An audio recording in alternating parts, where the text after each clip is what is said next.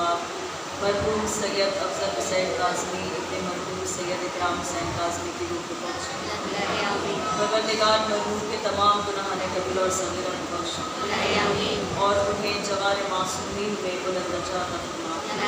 आखिरत में उनका शुमार असहाब यकीन। रब्बना तक़ब्बल मिन्ना इन्नका अंतस समीउल अलीम। बावाज़ बुलंद सलावत।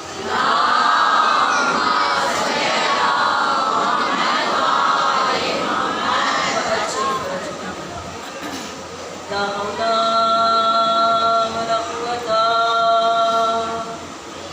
इल्ला बिल्लाहिल अलिय्यिल अज़ीम।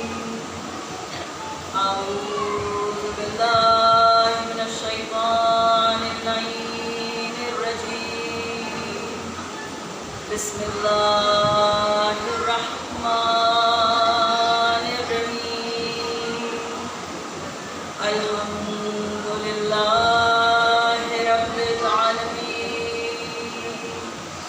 वस्सलातु वस्सलामु अला खत्मिल अंबिया'i वल मुरसलीन सय्यदिल नबिय्यीन जद्दिल हसन वल हुसैन बिल क़ासिम मुहम्मद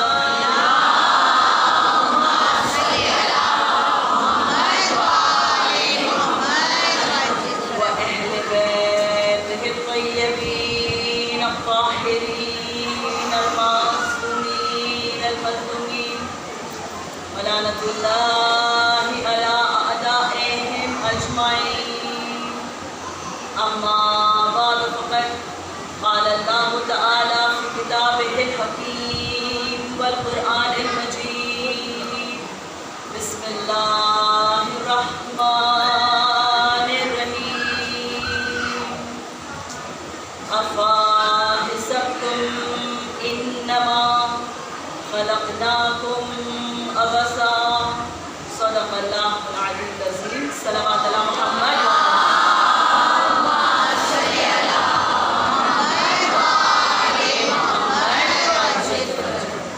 सारी तारीफ़ें उस खुदाए बुज़ुर्ग बरतर के नाम कि जिसके कब्ज़े कुदरत में कायनात का हर निज़ाम है। दुरूद व सलाम मोहम्मद व आले मोहम्मद।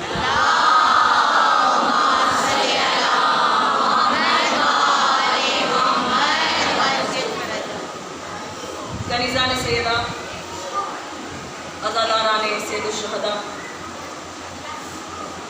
फिर एक बार ज़िंदगी हम पर मेहरबान हुई है। फिर एक बार किस्मत ने इस सआदत से हम सब को नवाजा है। फिर एक बार किसी पाक परवंदे पर हमारा नाम दर्ज हुआ है। फिर एक बार वलीउल अस्र अज्जलल्लाहु ताला फरजहु शरीफ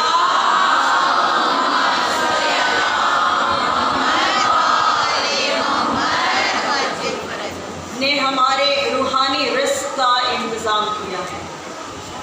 अज़ीज़ान ग्रामी, ये ख़वातीन की महफ़िल है, लिहाजा चंद बातें ऐसी हैं जिनको बहुत ज़्यादा वज़ाहत की ज़रूरत नहीं है।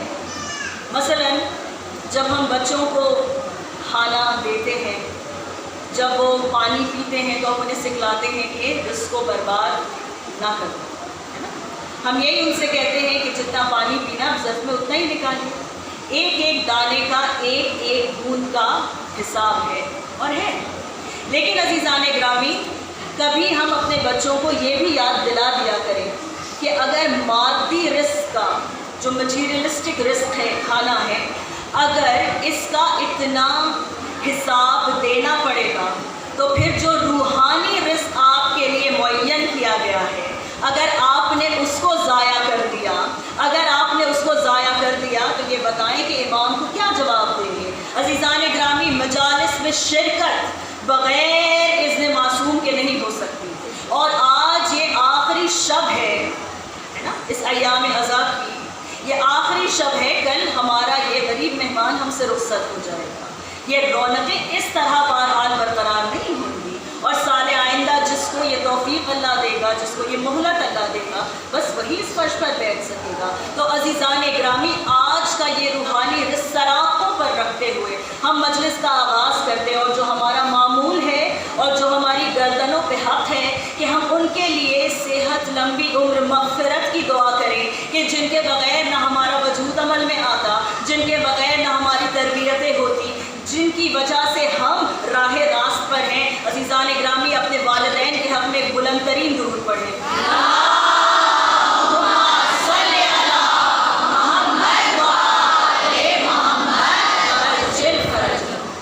عزیزان گرامی، آپ کے سامنے میں نے تلاوت کا شرف حاصل کیا سورہ مؤمنون 23واں سورہ قرآن مجید کا، اور آیت کا نشان 115، لیکن اس پر ہم بعد میں کچھ گفتگو کریں گے حسب حیثیت۔ میں یہاں ایسے چہرے دیکھ رہی ہوں کہ مجھے بزرگ ہیں، میں جسارت کر رہی ہوں، میں جو بھی کہہ رہی ہوں بس جسارت ہے۔ تو عزیزان گرامی، دعا آپ کی رہے گی، اور انشاءاللہ بیوی نے جو بھی عطا کیا وہ ضرور آپ کے سامنے پیش کروں گی۔ جو نہیں کر پائی وہ میری خطا ہے، اور جو کر پائی وہ ان کی عطا ہے۔ تو عزیزان گرامی، عرض میں یہ کر رہی تھی کہ سورہ حدید قرآن مجید کا 57واں سورہ 57 اور اس کی 20ویں آیت کہ جس میں پروردگار کہہ رہا ہے کہ انسان کی زندگی 5 دوروں سے گزرتی ہے۔ انسان کی زندگی 5 دوروں سے گزرتی ہے۔ جب وہ بچہ ہوتا ہے، اب میں ترجمہ پیش کر رہی ہوں کہ جب وہ بچہ ہوتا ہے تو اس کے سر پر کیا سوار ہوتا ہے؟ کھیل۔ جب وہ لڑکپن میں پہنچتا ہے تو اس کے سر پر دھن سوار رہتی ہے۔ قرآن مجید کہہ رہا ہے عزیزان گرامی، یہ کوئی سائیکالوجسٹ آپ سے نہیں کہہ رہا، یہ کوئی آبزرور سوشیولوجسٹ آپ سے نہیں کہہ رہا، یہ کسی انسان کا آبزرویشن نہیں ہے، یہ اس کا آبزرویشن ہے کہ جس نے انسان کو خلق کیا۔ تو عزیزان گرامی، اللہ کہتا ہے کہ جب بچہ ہوتا ہے میرا یہ بندہ تو کھیل میں مشغول رہتا ہے، ہر چیز اس کے لیے کھیل ہے۔ جب لڑکپن میں پہنچتا ہے، سورہ حدید، جب لڑکپن میں پہنچتا ہے تو اس کے سر پر دھن سوار رہتی ہے۔ کوئی ایک چیز ہے کہ جس کی دھن سوار ہے۔ تو پھر اس سے جب آگے بڑھتا ہے تو اسے زینت، زیبائش، آرائش کی خواہش ہوتی ہے کہ ہر چیز میرے چاروں طرف خوبصورت رہے، میرا اپیئرنس بہتر ہو جائے، ہر چیز خوش نما نظر آئے۔ عزیزان گرامی، یہاں بزرگ بیٹھے سر ہلا رہے ہیں، ظاہر ہے کہ زندگی کا تجربہ ہے کہ جو قرآن مجید کے اس کلیم کی تصدیق کرتا ہے۔ تو توجہ آپ کی انشاءاللہ اس طرف ایک درود پڑھنے میں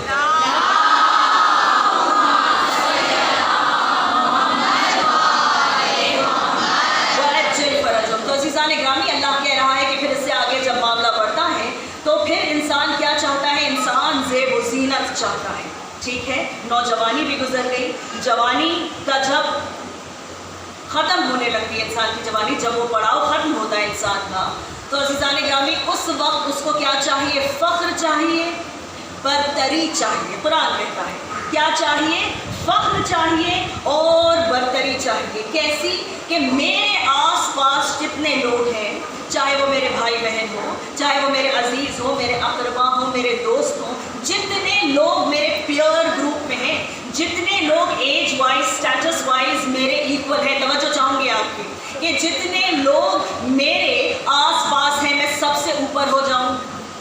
انسان کا نیچر ہے کہ وہ 1 اپ ہونا چاہتا ہے، ہمیشہ اسے ایک براؤنی پوائنٹ زیادہ چاہیے ہوتا ہے۔ تو عزیزان گرامی، کیا کہتا ہے اللہ کہ جب اس کی جوانی ختم ہونے لگتی ہے، وہ مڈل ایج میں آ جاتا ہے، جب ادھیڑ عمر کا ہوتا ہے تو اسے کیا چاہیے؟ اسے فخر چاہیے، اسے برتری چاہیے، حتیٰ یہ کہ اگر ماں باپ کی خدمت کا بھی معاملہ ہو تو ہر کوئی چاہتا ہے کہ سب سے زیادہ میں کر لوں۔ اگر وقت ان کا ہے، توجہ ان کی ہے، محبت ان کی ہے، تو ہر کوئی چاہتا ہے سب سے زیادہ مجھے ملے۔ تو عزیزان گرامی، اللہ کہہ رہا ہے کہ فخر اور برتری کرتے کرتے، یہ کمپٹیشن کرتے کرتے، یہ سوچتے سوچتے کہ ہمارا بچہ بہتر اسکول میں داخل ہو جائے، ہمارا بچہ بہتر کالج میں مجھے اس طرح نہ دیکھے، قرآن ہے، درود پڑھیں مل کر۔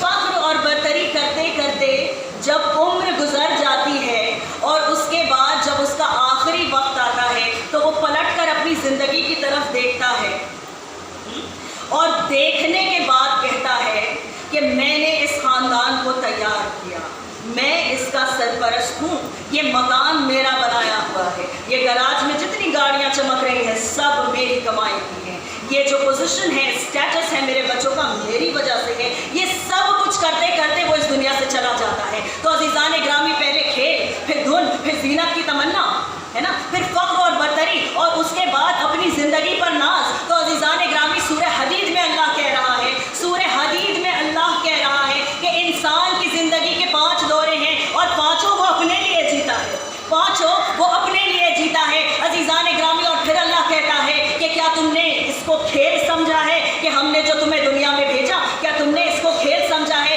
عزیزان گرامی سورہ مومنون کی جس آیت مبارکہ سے میں نے اپنی تقریر کا آغاز کیا, اس میں اللہ کہتا ہے افا حسبتم انما خلقناکم عبثا, کیا تم نے اپنے خلق ہونے کو کھیل سمجھ رکھا ہے, کیا یہ مذاق ہے, کیا اس کا کوئی پرپس نہیں, کیا اس کا کوئی مقصد نہیں. عزیزان گرامی اگر مقصد تلاش کرنا ہے, اگر مقصد کو سمجھنا ہے, اگر پہچاننا ہے کہ اللہ کیا چاہتا ہے آپ سے, تو چلیں سورہ جمعہ, تو چلیں سورہ, ایک درود پڑھیں.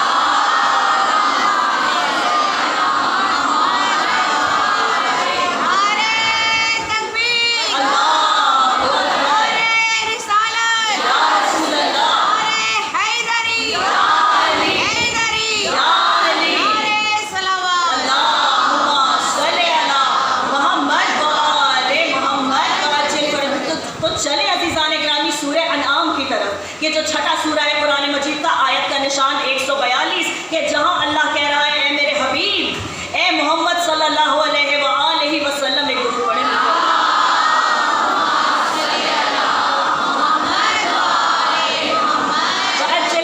اے محمد, اے میرے حبیب, ان سے کہہ دیجئے, کیا قل کہیے, کیا کہیے, ان صلاتی و نسکی ومحیایا ومماتی للہ رب العالمین, کہ میری یہ نماز, صلاتی میری یہ نماز, النسکی کیا ہے, والنسکی کیا ہے, قربانیاں اور قربانیوں کی آمادگی, قربانیاں اور قربانیوں کی آمادگی. اور اس کے بعد اللہ کہتا ہے والمحیایا, اور میری یہ حیات, کہہ دیجئے ان سے, اپنی امت سے کہہ دیجئے کہ میری یہ حیات و مماتی, اور میری یہ موت کس کے لیے ہے, للہ رب العالمین, اور کسی کے لیے نہیں, صرف رب العالمین کے لیے ہے. تو عزیزان گرامی سمجھ میں آ گیا فلسفہ بندگی کا کیا ہے, فلسفہ زندگی کا کیا ہے, اللہ کیا چاہتا ہے. دیکھیے رسالت ماں کی زندگی کی طرف, کہ اللہ نے صرف 4 باتیں کہی ہیں, ایک تو جینا ہے, والمحیایا ومماتی, ایک مرنا ہے, اور پھر اللہ کیا کہتا ہے, یا نماز ہے یا قربانی ہے, یا نماز ہے یا قربانی ہے. عزیزان گرامی جہاں اتنا فرق ہو کہ عام انسان کی زندگی کے 5 دورے ہو, پانچوں اپنے لیے ہو, اور رسول کی زندگی کا ایک ایک لہجہ اپنے لیے ہو, تو پھر کوئی کیسے کہہ سکتا ہے کہ وہ ہم جیسے, ہم ان جیسے. درود پڑھیں.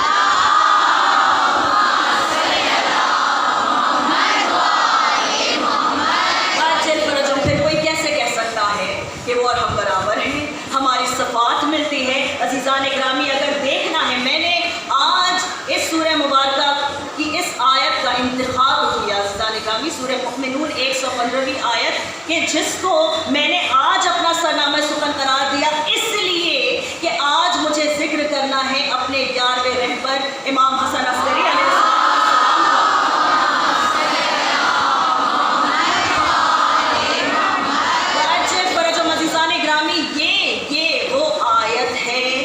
جو میرے مولا نے جواب میں کہی, کب کہی, 4 برس کا سن ہے میرے مولا کا.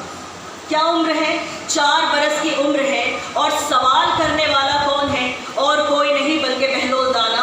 عزیزان گرامی جنہوں نے 5 اماموں کا دور دیکھا, اور آخری 11ویں امام کا دور انہوں نے دیکھا. اور عزیزان گرامی وہ آ کر کہتے ہیں, دیکھتے ہیں کہ چاند سا بچہ ہے جو بچوں کے نزدیک کھڑا ہے لیکن رو رہا ہے, نہ ان کے کھیل میں شامل ہے, نہ اس کے چہرے پہ وہ خوشی, وہ سرور ہے کہ جو دوسرے بچوں پر ہے, بلکہ اس کی آنکھ سے آنسو جاری ہے. ایک مرتبہ بہلول کہتے ہیں کہ کیا میں آپ کے لیے کھلونے فراہم کر دوں, اگر آپ چاہیں تو وہ چیزیں جو کھانے کی ہیں میں لا دوں آپ کے لیے, آپ روئے نا, آپ روئے نا. عزیزان گرامی میرے مولا نے کیا جواب دیا, قرآن کی تلاوت کی. میرا مولا کہتا ہے کہ کیا ہمیں اس دنیا میں کھیل کود کرنے کے لیے بھیجا گیا, کیا ہمیں یہاں پر وقت ضائع کرنے کے لیے بھیجا گیا, اور کیا ہمیں پلٹایا نہیں جائے گا, اور کیا ہم سے جواب نہیں مانگا جائے گا. عزیزان گرامی یہ دانا ہے بہلول ہیں جو دانا ہے. عزیزان گرامی ایک مرتبہ پوچھتے ہیں کہ آپ کا نام کیا ہے, جیسے ہی شجرہ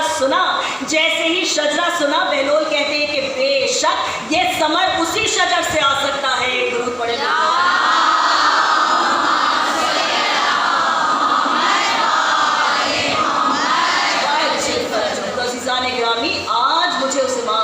کرتا ہے کہ جس کا نام ہی ہادی ہے. ہدایت کے لیے اللہ نے کس کو بھیجا ہے؟ دیکھیں نا کہ 1,24,000 پیغمبر ہیں. خود ہمارے لیے جناب سیدہ سلام اللہ علیہ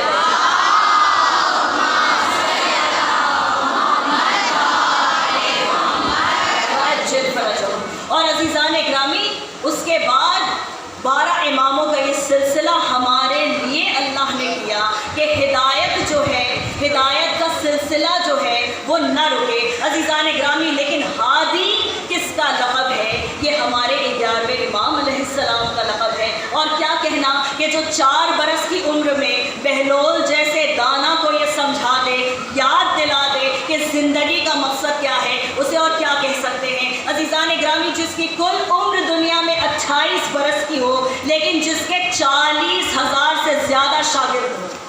ذرا تصور کریں کہ میرے مولا نے زندان سے بھی تعلیم دی ہے، میرے مولا نے نظر بند رہ کر بھی تعلیم دی ہے. 28 برس کی جوانی میں میرے مولا کو قتل کیا گیا، لیکن اس وقفے میں بھی، اس دور میں بھی میرے مولا کے 40,000 طالب علم ہیں، شاگرد ہیں. اور عزیزان گرامی، یہ ہادی ہے. آپ کے لیے کیا کہتا ہے؟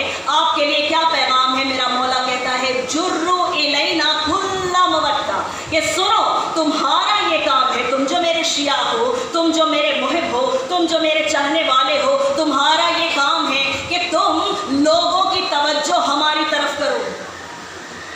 لوگوں کی توجہ بڑی آسانی سے سن لیا آپ نے، بڑے مل کر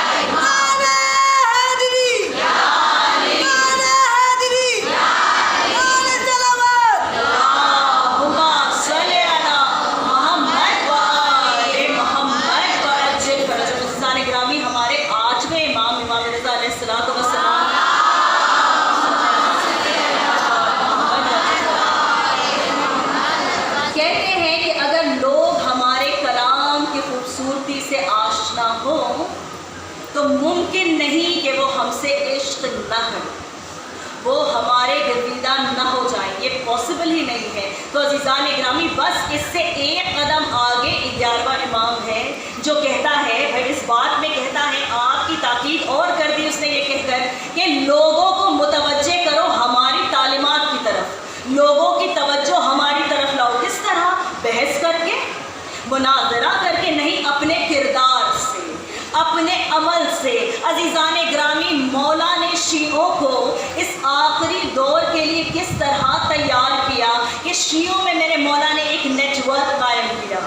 بہت سارے وکلا تھے، بہت سارے ایڈوکیٹس تھے عزیزان گرامی، جن کو میرے مولا نے خاص ہدایتیں دی، خاص احادیث سکھلائی کہ دیکھو میرے بعد شیعوں تک یہ پہنچا دینا، اس لیے کہ اب جو دور آنے والا ہے وہ مشکل ہے، اب جو دور آنے والا ہے وہ امتحان کا ہے. تو عزیزان گرامی، کس چیز کا امتحان ہے؟ یقین کا امتحان ہے. اور پہلے آپ کو اپنا عقیدہ مستحکم کرنا ہے، اس کے بعد اپنے کردار کو اپنے عقیدے کے رنگ میں ڈھالنا ہے، تاکہ دیکھنے والا کہے کہ یہ اثنا عشری ہے، دیکھنے والا کہے کہ یہ اثنا عشری ہے. عزیزان گرامی، یہ پیغام ہے میرے مولا کا کہ سب کو ہماری طرف متوجہ کرو. اور دوسرا جو فقرہ ہے اس حدیث کا عزیزان گرامی، کہ جانیں قربان ہو جائیں ہماری مولا کی اس بلند فکر پر کہ میرا مولا کہتا ہے اس لیے کہ ہر کسی کو ہدایت پانے کا حق ہے، ہر کسی کو ہدایت پانے کا حق ہے. کس قدر محبت ہے امت سے، کس قدر درد ہے انسانیت کا اس امام کے دل میں کہ میرا مولا کہتا ہے کہ سب کو ہدایت پانے کا حق ہے. اب ذرا تصور کریں کہ مولا نے آپ کو وسیلہ قرار دیا، مولا چاہتے ہیں کہ آپ ان کی تعلیمات کو دنیا میں پھیلائیں، کبھی بول کر پھیلائیں، کبھی عملاً کر کے دکھائیں، تاکہ دیکھنے والا سمجھے کہ اگر یہ ایسے ہیں تو ان کا امام کیسا ہوگا.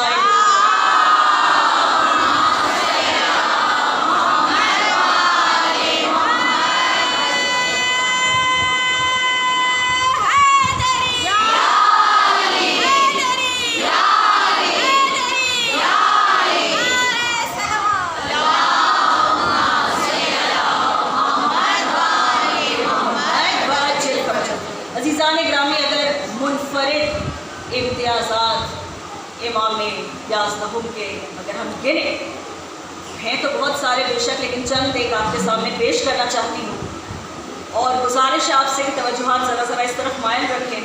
تو عزیزان گرامی، یہ سلسلہ عصمت و طہارت کے دوسرے حسن ہیں اور اپنے جد ماجد کی طرح ان کا بھی لقب زکی۔ عزیزان گرامی، زکی اس کو بھی کہتے ہیں کہ جو پاک ہو۔ زکی کے ایک معنی زکوٰۃ سے بھی نکلتا ہے کہ جس کا مطلب ہے بڑھنا۔ ہم کیا سمجھتے ہیں کہ مال دور ہوا تو کم ہوا؟ نہیں، زکوٰۃ اگر دی تو بڑھے گا، خمس اگر دیا تو محفوظ ہو جائے گا۔ تو عزیزان گرامی کیا ہے؟ زکی ہے، یعنی اللہ نے برکت دی ہے، اللہ نے بڑھا دیا ہے۔ عزیزان گرامی، آج بھی پوری کائنات میں امام حسن مجتبیٰ علیہ الصلوۃ والسلام کی اولادیں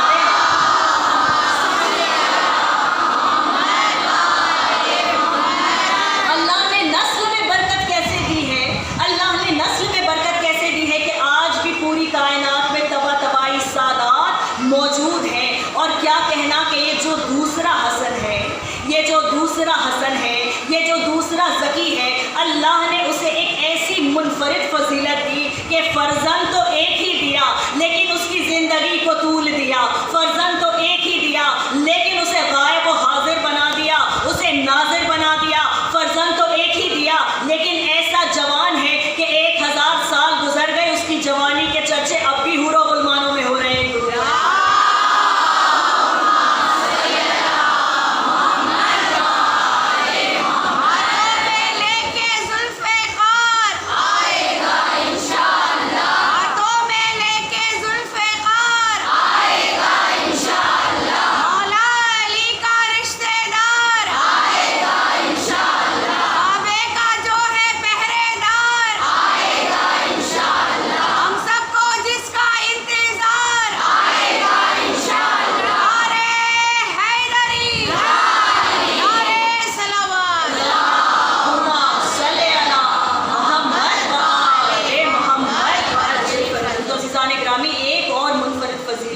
کہ جو مولا کے اس لقب سے کنیکٹڈ ہے کہ جو سب سے زیادہ مشہور اور مقبول لقب ہے میرے مولا کا، عسکری۔ اب آپ اٹھا کر دیکھیں کہ جنہوں نے عظمتوں کو گھٹانا چاہا آل محمد کی کر تو کچھ نہیں پائے، لیکن اپنی سی نجس کوشش ضرور کی ہے اور اپنے لیے جہنم طے کر لی ہے۔ تو عزیزان گرامی، اب لوگ ہمیشہ یہ کہتے ہیں کہ نہیں، وہ جو سپاہیوں والی بات ہے وہ تو یوں ہی ہے، معجزے پہ یقین تو ایسے بھی اس کو نہیں آئے گا کہ جس کو عصمت پہ یقین نہیں ہے، کہ نہیں ہے؟ جس کو عصمت پہ ہی یقین ہے اسے اعجاز پہ یقین کیا ہوگا؟ تو عزیزان گرامی، میرے مولا کو عسکری اس لیے نہیں کہا جاتا کہ میرا مولا عسکر کا رہنے والا ہے۔ مجھے دکھاؤ اور کتنے لوگ تھے عسکر میں رہنے والے، کوئی عسکری تو نہ بنا، کوئی عسکری تو نہ بنا۔ عزیزان گرامی، خلیفہ وقت نے جب امام زمانہ کو بلایا، بہت قیمتی جملہ،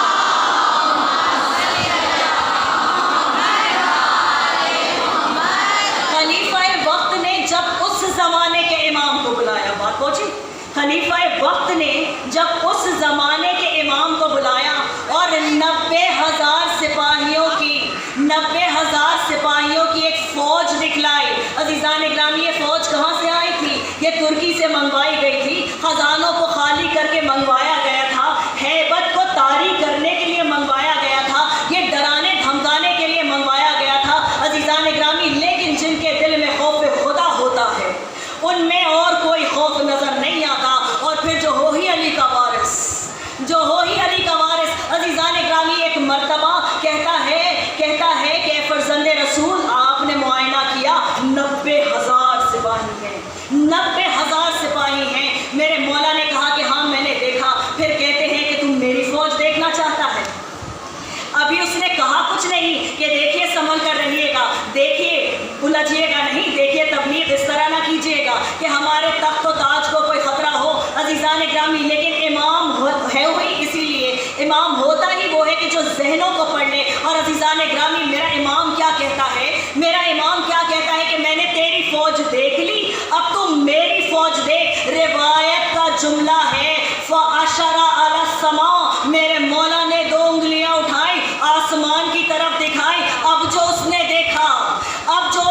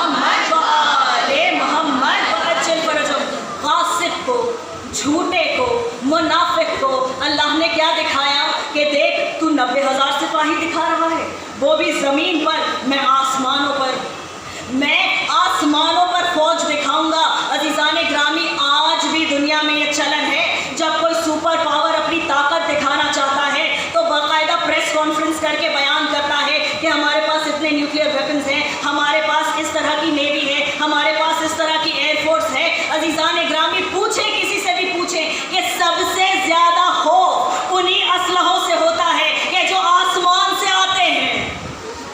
بہت آسانی سے سن لیا آپ نے، سب سے زیادہ خوف انہی اسلحوں کا ہوتا ہے کہ جو آسمان سے آتے ہیں۔ اور عزیزان گرامی، ہمارے علم میں تو ایک ہی اسلحہ آسمان سے اترا کہ جس تلوار کے دو منہ تھے کہ حق و باطل میں تمیز کرتی ہو۔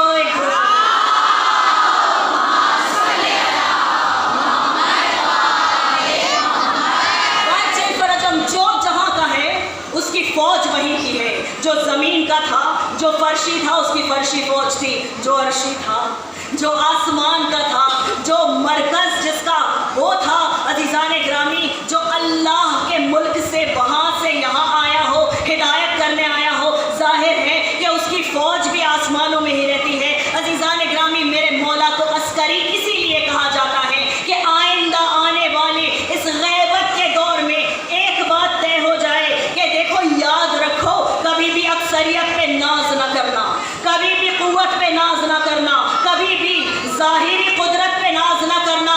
اگر اللہ چاہے گا ایک پل لگے گا تمہیں زیر کر دے گا۔ جب وہ فرعون کو ایک لہر سے ڈبا سکتا ہے، جب وہ نمرود کو ایک مچھر سے مروا سکتا ہے، تو پھر یہ دشمنان دین کیا حیثیت رکھتے ہیں؟ ایک درود پڑھیں۔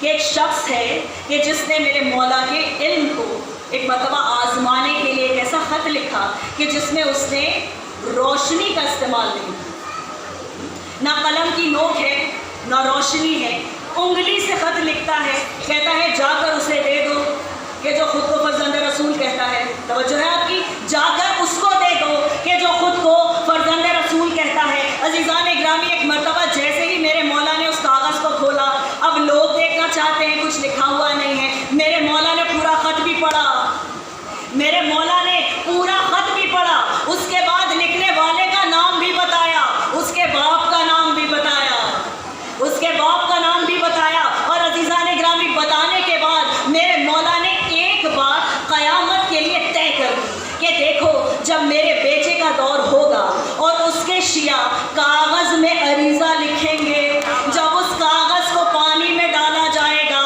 اور تمام دشمن کہیں گے کہ یہ تو گھل گیا، یہ تو کھا لیا گیا، یہ تو ختم ہو گیا، ارے جاتے جاتے یہ زعفران بھی دھل جائے گا، جاتے جاتے یہ دوات بھی دھل جائے گی، کیا آپ کا خط ہے؟ کیا ہے؟ آپ نے کیا لکھا ہے؟ یہ عریضہ کیسے پہنچے گا؟ عزیزان گرامی، اسی لیے میرے مولا نے بتایا کہ دیکھو، ہم وہ ہیں کہ جو دلوں کو پہچانتے ہیں، جو حسب و نسب کو جانتے ہیں، جو بلدیتوں کو جانتے ہیں، لہٰذا اگر خالی کاغذ بھی ہمارے سامنے آئے تو ہم اس کی پوری قسمت بیان کر دیں۔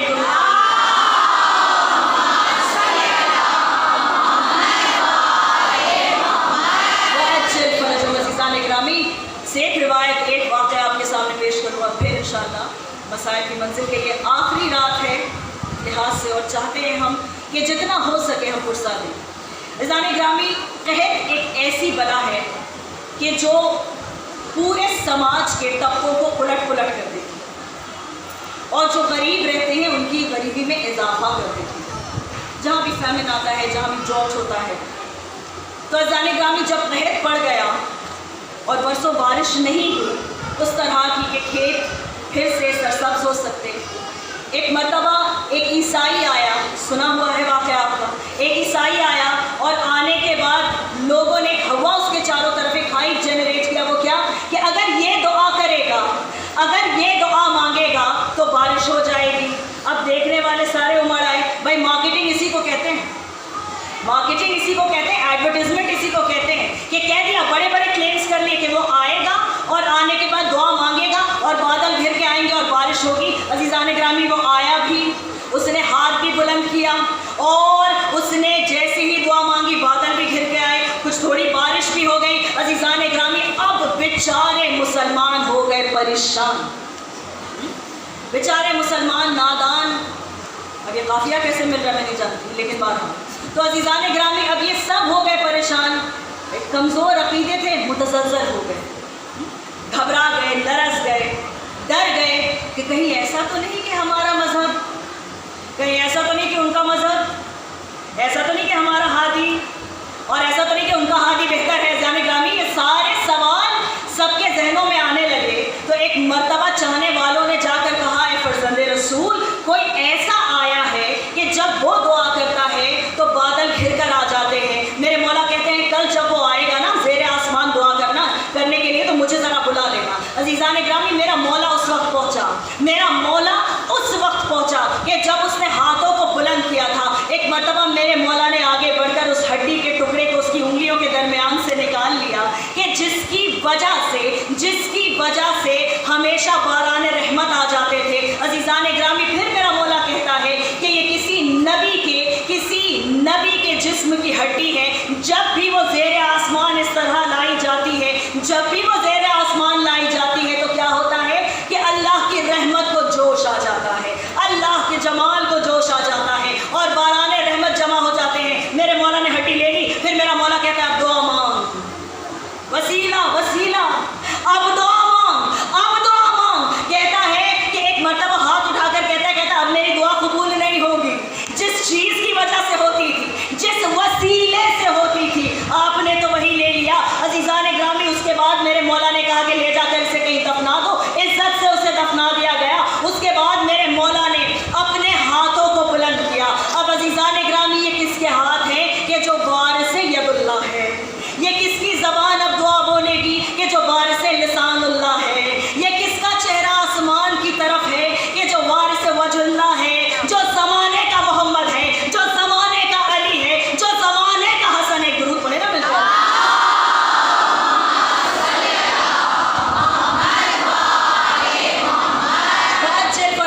جیسے ہی میرے مولا نے دعا مانگی, ایک انبیاء میں سے کسی ایک نبی کی جسم کی ایک ہڈی اتنی کارگر, تو ظاہر ہے کہ جو خاتم النبیین ہے جب اس کا گوشت اور پوست زیر آسمان کھڑا ہو جائے گا, جب مجسم خون محمد وہاں آ جائے گا, جب زمانے کا معصوم دعا کرے گا, تو عزیزان گرامی ذرا تصور کرے کہ اللہ کی رحمت کس قدر جوش میں آ جائے گی. ایک مرتبہ ابر آنا شروع ہوئے, باران رحمت گھرنے لگے آسمان میں, سیاہی چھا گئی. میرے مولا نے دیکھا کہ سب خوشیاں منا رہے ہیں. پھر میرا مولا کہتا ہے کہ رک جاؤ, یہ بادل تمہارے لیے نہیں, یہ بادل تمہارے لیے نہیں. آپ خاموش ہو گئے, وہ بھی بیچارے ایسے ہی خاموش ہو گئے تھے کہ ابھی تو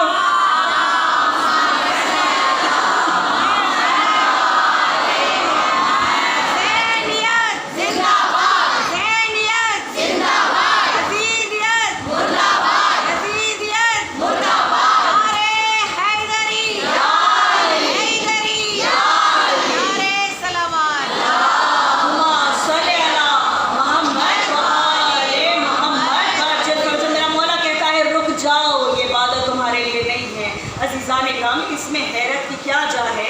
یہ تو اس کا خون ہے, یہ تو اس کا بیٹا ہے کہ جو منبر سلونی سے کہتا تھا کہ میں زمین سے زیادہ آسمان کے راستوں سے واقف ہوں. عزیزان گرامی میرا مولا کہتا ہے سنو, یہ فلاں بادل فلاں ملک کے لیے ہے, یہ اس قریے کے لیے ہے, یہ اس جگہ کے لیے ہے, یہ دنیا کے اس خطے کے لیے ہے. پھر ایک مرتبہ جب بادل گھر کر اس مقام کے لیے آئے, میرا مولا کہتا ہے اب اپنے گھروں کو چلے جاؤ, اب اپنے گھروں کو چلے جاؤ, اس لیے کہ اب یہ رحمت تمہارے لیے ہے, یہ اللہ کی رحمت تمہارے لیے ہے. عزیزان گرامی بس یہی ایک واقعہ تھا کہ جو میری مولا کی زندگی کے سب سے زیادہ خلاف ہے, اس لیے کہ اس کے بعد لوگوں کی محبت امڑ کر باہر آ گئی.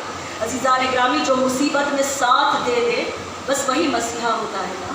ہم جانتے ہیں کہ اس در پر آ کر ہمیں کیا ہوتا ہے, ہم جانتے ہیں کہ اس در کے سوا اور کہیں سے کچھ ہمیں نہیں ملا. ہم جانتے ہیں کہ دنیا اور آخرت ہر چیز ہمیں یہیں سے ملنے والی ہے. تو عزیزان گرامی ایک مرتبہ جب قحط کے یہ آثار ختم ہوئے, لوگوں کی محبت امڑ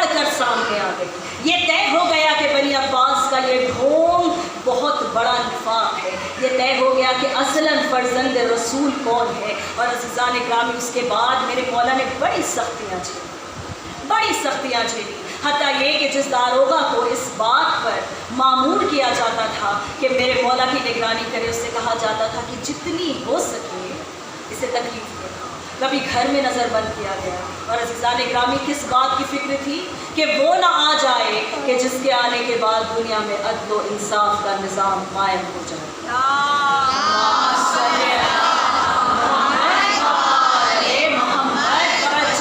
عزیزان گرامی گھر میں میرے مولا کو نظر بند رکھا گیا۔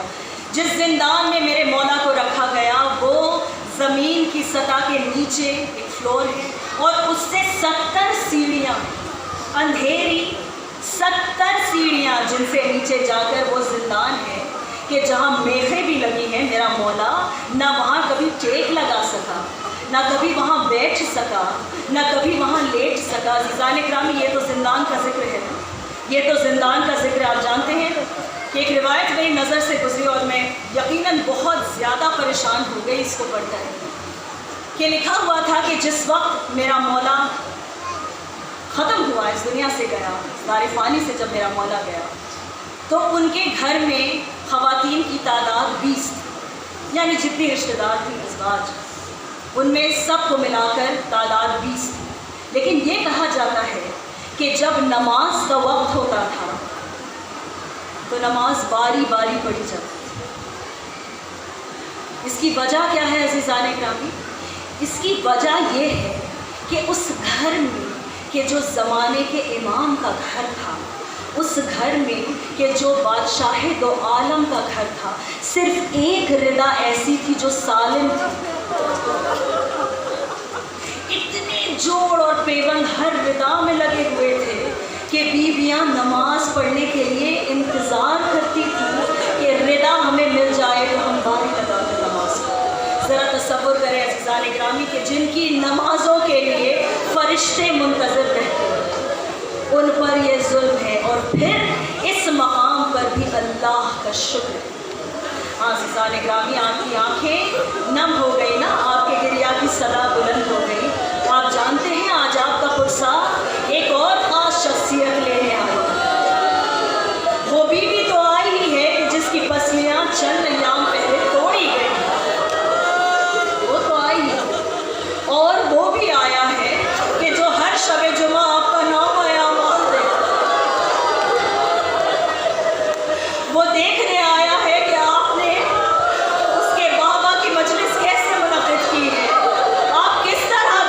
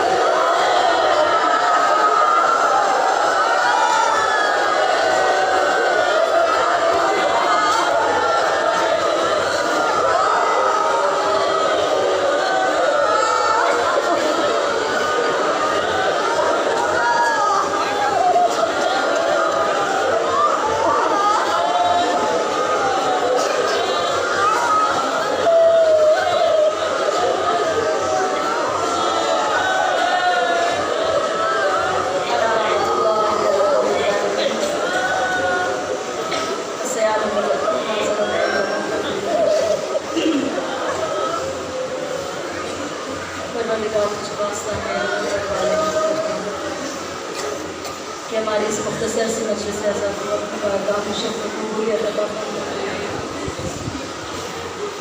हमारे और हमारे मरहूमीन के तमाम गुनाहों ने कभी और सखीरा को बख्श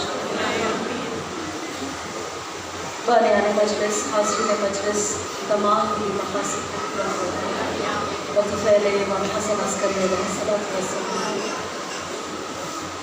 परवरदिगार तुझे ख़ास वास्ता सैयद कौन सलामुल्लाह अलैह का कि साले आइंदा ज़िंदगी ये सेहत दे, तौफीक दे, मौका फराहम कर कि हम गुनाहगार फिर इस फर्श पर आकर बैठें और अपनी निजात का रास्ता हमवार करें। इस मौसम वबा में, इस मौसम हादसात में हम सब की हिफाजत करना,